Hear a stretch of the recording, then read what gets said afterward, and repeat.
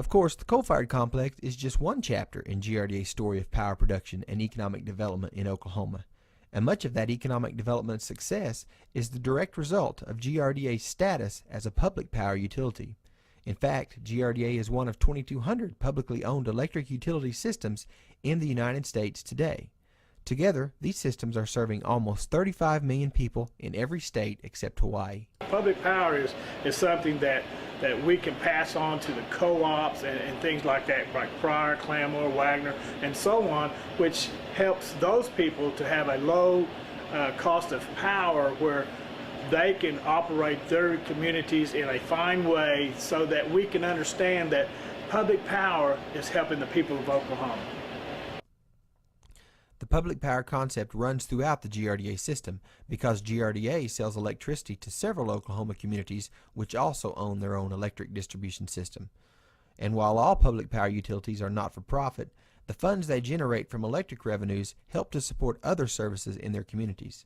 Police and fire services, parks, and streets are all areas that benefit from low-cost, reliable Oklahoma public power, and GRDA is proud of the role it plays in that process. It all began for GRDA in 1940, following the construction of Pensacola Dam, and the utility has been supplying Oklahoma with reliable, abundant power ever since. The dam is one of the longest multiple arch dams in the world and holds back the waters that create Grand Lake of the Cherokees, considered by many to be the region's premier recreation destination. For 70 years, the dam's existence has been the foundation for a thriving economic and tourism industry in northeast Oklahoma. In the early 1960s, GRDA also constructed Robert S. Kerr Dam and Lake Hudson to add even more renewable generating capacity. Soon after, the Salina Pump Storage Project, a hydroelectric facility located on the Saline Creek arm of Lake Hudson, was added to the system. While these facilities were all in place by 1972, GRDA still needed additional capacity to meet growing customer demands. So with approval coming from the Oklahoma legislature, construction began on the coal-fired complex in the late 1970s on a 1,245-acre site located adjacent to the MidAmerica Industrial Park. Unit 1 was completed in 1981, Unit 2 followed in 1985. GRDA also added natural gas generation to its portfolio in 2008 with the purchase of the Redbud plant. However, the coal-fired complex remains the primary source of power generation today. If you are visiting or working at the GRDA coal-fired complex, please be attentive to safety. You must follow instructions of your GRDA guide, such as wearing hard hats, hearing protection, and sturdy shoes. Also, please be alert to avoid tripping and overhead hazards. Stay on walkways, observe posted warning signs, and take extra care when descending stairs. And please do not touch operating equipment. We certainly hope you've enjoyed this closer look at the Grand River Dam Authority's coal-fired complex. Thank you for taking the time to learn more about this important Oklahoma asset and how GRDA turns coal into electricity and how that electricity powers Oklahoma.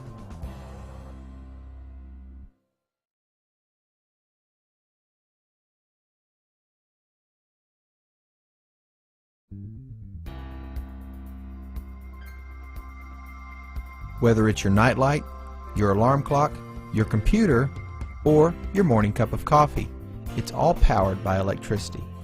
And at the Grand River Dam Authority, we're in the business of generating that electricity to give you the power. Hello, and welcome to the Grand River Dam Authority's coal-fired complex, where every day our mission is to generate low-cost, reliable electricity for the good of Oklahomans, while at the same time we strive to be a good steward of the environmental resources under our control. Over the next few minutes, let's take a closer look at this facility and see how we turn coal into electricity. The GRDA coal-fired complex employs a workforce of over 200 in many highly skilled positions.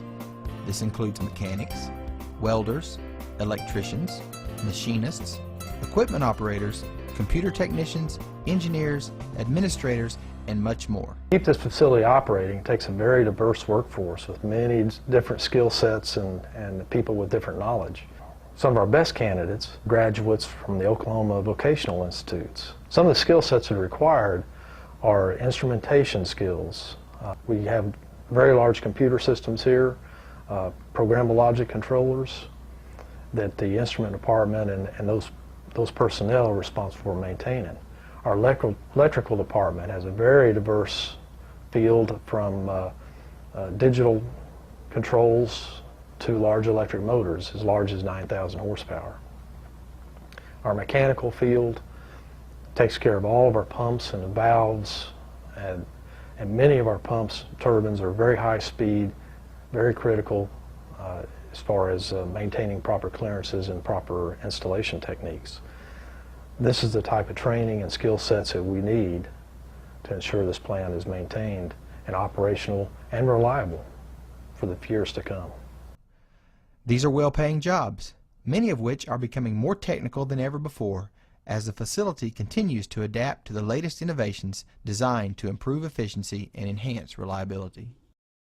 Whether it be on the turbine, the boiler feed pumps, precip, you're constantly doing different things.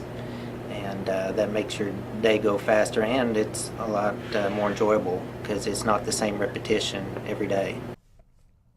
All day, every day, this workforce takes an abundant energy resource, coal, and turns it into the electricity that helps to drive the economy of Oklahoma. Meanwhile, the jobs created by the existence of the coal-fired complex also create tremendous economic benefits for the state. And here at GRDA, we believe that generates opportunity for the future. Just exactly how does a workforce of 200 plus employees turn trainloads of coal into megawatts of electricity? Well, over the next few minutes, let's take a detailed look as we follow the coal from the coal train through the coal yard, into the plant, and out to the switch yard as megawatts of power. Coal trains, owned by GRDA, transport the coal to the plant site. Upon arrival, GRDA personnel use a rotary dumper to unload the trains.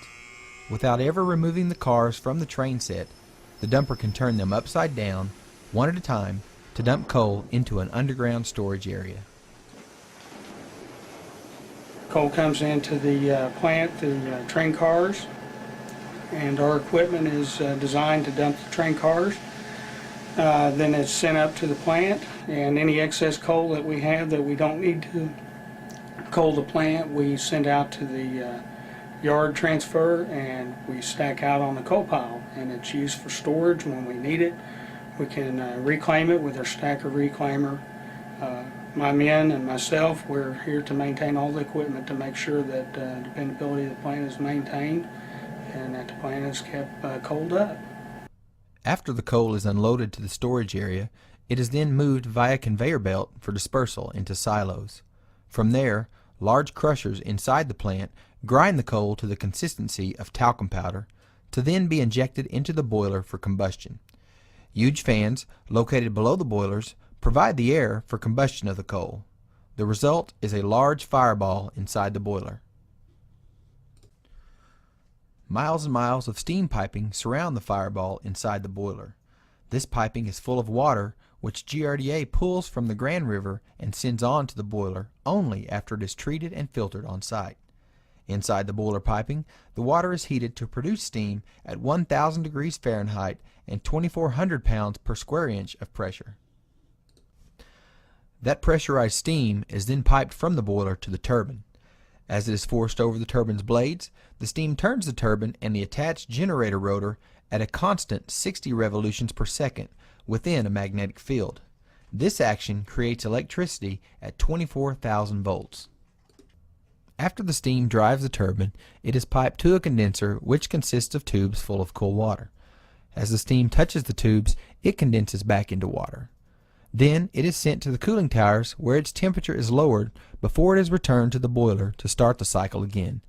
In fact, the cloud-like plume coming from the cooling towers in front of the plant is merely water vapor from this cooling process.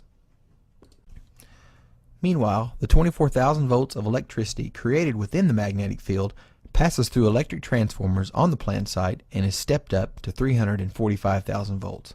While that is quite a jump in voltage, it is necessary for transmission. High voltage is used for transmitting power because it reduces loss over long distances. And that's very important for GRDA because we transmit electricity across nearly 2,000 miles of lines in Oklahoma.